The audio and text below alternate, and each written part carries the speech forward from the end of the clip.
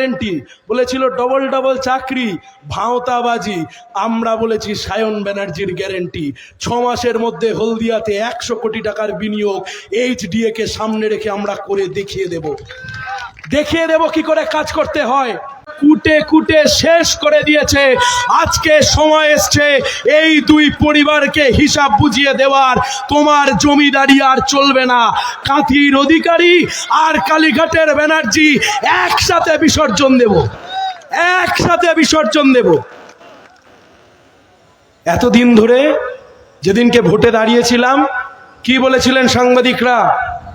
তুমি অধিকারী গড়ে লড়াই করতে যাচ্ছ, পারবে তো? সাংবাদিক বন্ধুদেরকে বলে আসছিলাম আজকে ওটা অধিকারী গড় আছে, ভোটে জিতবো। প্রথম বলেছিল সিপিএমটা এলেবেলে, ওদেরকে খেলতে নেবো না। আজকে তমলুকে 66 দিন ধরে মাঠে ঘাটে প্রান্তে হাটে বাজারে লড়েছি, কমরেডদেরকে সাথে নিয়ে মানুষের কাছে গেছি। বেকার যুবকের যন্ত্রণা, মূল্যবৃদ্ধি, শিল্প কলকারখানার দাবির কথা মানুষের কাছে তুলে ধরেছি। যে বিজেপি 3 লাখ ভোটে জেতার গল্প দিচ্ছিল আর যে তৃণমূল 1.5 লাখ ভোটে জেতার গল্প দিচ্ছিল, এখন আর মুখ ফুটে 1 লাখের কথাও বলছে না। কান খুলে শুনে রেখে দেন, একটা তমলুক লোকসভা জেতার জন্য মুখ্যমন্ত্রীকে 2 বার আসতে হয়েছে, প্রধানমন্ত্রীকে 1 বার, অভিষেক ব্যানার্জিকে 3 বার, আর শুভেন্দু বাবু উনি তো ব্লকে ব্লকে ঘুরে বেড়াচ্ছেন, তাও ঠেকাতে পারবেন না শুভেন্দু বাবু। আপনি কোলাঘাট থেকে দাঁড়িয়ে বলেছিলেন সায়ন বাবু আপনি যতই ফুল বাজারে ঘুরুন সব ফুল বড় ফুলে পড়বে। আমি নন্দকুমার থেকে দাঁড়িয়ে বলছি শুভেন্দু বাবু যা খুশি করে নিন, 4 তারিখ যখন ইভিএম খুলবে কাস্তে হাতুড়ি তারা আর লাল ঝড় বইবে। আপনি আর আপনার কালীঘাট ও ঝড় ঠেকানোর সামর্থ্য আপনাদের নেই। কিসের জন্য লড়ছি, কেন লড়ছি? হলদিয়াতে দাঁড়িয়ে বলেছি, হলদিয়া তৈরি করেছিল বাপ কাকাদের সরকার, মন্ত্রীরা 200 জন মন্ত্রী বদল হয়েছে, কিন্তু কোনোদিনও বামফ্রন্ট সরকারের বিরুদ্ধে একটা চুরি দুর্নীতির অভিযোগ কেউ দিতে পারেনি। হলদিয়া শিল্পাঞ্চল আমরা গড়ে তুলেছিলাম, কত কলকারখানা, কোলাঘাট তাপবিদ্যুৎ কেন্দ্র, র্যামকো সিমেন্ট, সব কটা আমাদের হাতে গড়ে তৈরি করা। আজকে শুভেন্দু বাবু আপনি মঞ্চ থেকে উঠছেন আর একের পর এক কর্কশ ভাষায় কথা বলছেন। আমি আপনার কাছে জানতে চাইছি, আপনি হলদিয়া ডেভেলপমেন্ট অথরিটির মাথায় বসেছিলেন, আপনি এইচডিএ চেয়ারম্যান ছিলেন, বলুন আজকে 2011 সালে এ রাজ্যে সরকার চলে যাওয়ার পর আর আপনি যবে থেকে এইচডিএ চেয়ারম্যান হয়েছে কেন একের পর এক শিল্প কলকারখানা হলদিয়া থেকে চলে গেল? কেন রোহিত ফেরোটেক চলে গেল? কেন রেলের কোচ কারখানা চলে গেল? কেন আজকে এবিজি গ্রুপের মতো কোম্পানি চলে গেল? তার কারণ এত তোলাবাজি করেছেন, শিল্প কলকারখানা যে পাত্তারি গুটিয়ে চলে গেছে। তার জন্য অধিকারী পরিবারের কোনো কষ্ট হয়নি, তার জন্য কালীঘাটের ব্যানার্জিদের কষ্ট হয়নি, তার জন্য কষ্ট হয়েছে মহিষা দলের ছেলে মেয়েদের, কষ্ট হয়েছে নন্দকুমারের ছেলে মেয়েদের, কাঁথির ছেলে মেয়েদের, হলদিয়ার ছেলে মেয়েদের, ময়নার ছেলে মেয়েদের, তমলুকের ছেলে মেয়েদের, কোলাঘাটের ছেলে মেয়েদের। তাই জন্যেই তো আজকে এই তমলুক লোকসভা থেকে দাঁড়িয়ে আপনারা যারা এখানে আছেন, 5 দিন বাকি আছে, বলুন এখনো মানুষকে গিয়ে আমরা কথা দিয়ে দিয়েছি জিতবে এবার সায়ন, হলদিয়ায় হবে আবার শিল্পায়ন, তমলুক জুড়ে হবে আসল উন্নয়ন। বলেছে প্রধানমন্ত্রীর গ্যারেন্টি, আমরা বলেছি ও ভুয়ো। বলেছিল দাম কমাবে, দাম বাড়িয়ে দিয়েছে। 2 কোটি চাকরি 2 লাখও দিতে পারেনি। মুখ্যমন্ত্রীর গ্যারেন্টি বলেছিল ডবল ডবল চাকরি, ভাঁওতাবাজি। আমরা বলেছি সায়ন ব্যানার্জির গ্যারেন্টি, 6 মাসের মধ্যে হলদিয়াতে 100 কোটি টাকার বিনিয়োগ এইচডিএ কে সামনে রেখে আমরা করে দেখিয়ে দেব কি করে কাজ করতে হয়। যত দূর অবধি মাইকের আওয়াজ গিয়ে পৌঁছাচ্ছে, আমার সংখ্যালঘু গুরুজনেরা, ভাই বোনেরা, আমার কথা যারা শুনতে পাচ্ছেন, তৃণমূল সেই একই গল্প আবার শোনানোর চেষ্টা করছে। তৃণমূল বলছে আমরা চোর হই কিন্তু জাত ভালো।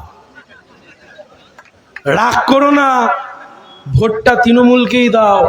সিপিএম কে যদি তোমরা ভোটটা দাও তাহলে বিজেপির সুবিধা হয়ে যাবে বলছে তো, সব কানে খবর আসে। আরে ওদের নেতারা তো আমাকে রাত্রিবেলা হোয়াটসঅ্যাপে ফোন করে, ওদের প্রার্থী পছন্দ হয়নি, ও পেছন পেছন আমাদের পেছনেই আছে, আপনি জেনে রাখেন। আমি বলছি তো আপনাকে, রোজ প্রতিদিন এক গল্প। আচ্ছা দাদা, নেড়া কতবার বেলতলায় যাবে? কতবার?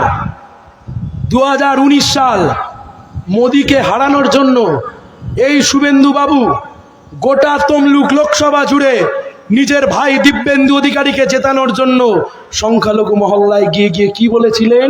বিজেপিকে হারানোর জন্য তৃণমূলকে ভোট দিন, পদ্মফুলকে জব্দ করবার জন্য জোড়া ফুলে ভোট দিন, তৃণমূলকে হারানোর জন্য বিজেপিকে ভোট দিন, মোদিকে হারানোর জন্য তৃণমূলকে ভোট দিন। আর গোটা তমলুক লোকসভা জুড়ে আমার সংখ্যালঘু ভাই বোনেরা, গুরুজনেরা তৃণমূলকে জিতিয়েছিলেন বিজেপিকে হারানোর জন্য। আর তারপর কি হলো?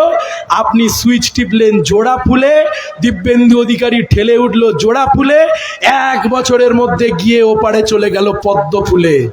তার মানে কি?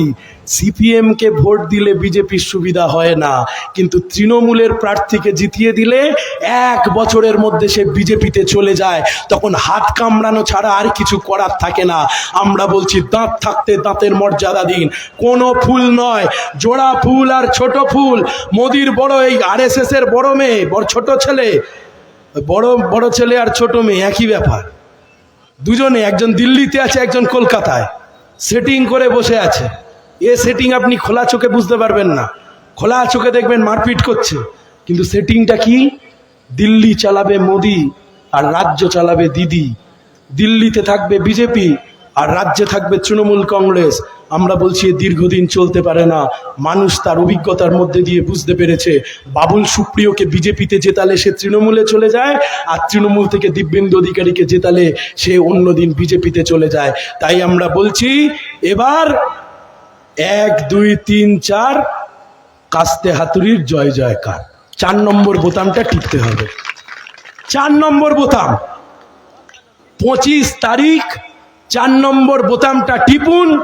4 তারিখ বিকেল 4টে এই নন্দকুমার মোড়ে লাল আবির খেলবো। 25 তারিখ 4 নম্বর বোতাম, 4 তারিখ বিকেল 4টে। কথা রইল, কথা রইল, এর কোনো অন্যথায় হবে না। যেদিন প্রার্থী হয়েছিলাম সেদিন কি বলেছিলাম? প্রার্থীকে এত খাটানি খাটাবেন, নতুন বিয়ে করেছি, বাড়ি যখন যাব বউও চিনতে পারবে না, বলেছিলাম তো। আপনারা মোটামুটি প্রার্থীকে ডাঁটার মতো ছিবড়ে করে দিয়েছেন, ওয়েট কমিয়ে দিয়েছেন। এখন লোকে দেখে বলছে ছবিতে এই ছেলেটাকে ভালো দেখতে লাগছে, এটা কি? আমি বললাম, দাদা আমি এসি ঘরে বসে নেই, আমি মাঠে ময়দানে লড়ছি। সূর্যের তাপে থাকলে শ্রমিকের ঘামের গন্ধ যদি পেতে হয় আর কৃষকের ঘামের গন্ধ যদি পেতে হয়, তাহলে তা বুকে লাগিয়ে নিতে হয়। এসি ঘরে বসেও লড়াই হয় না, বামপন্থীরা ময়দানে নেমে লড়াইয়ের মোকাবিলা করছে।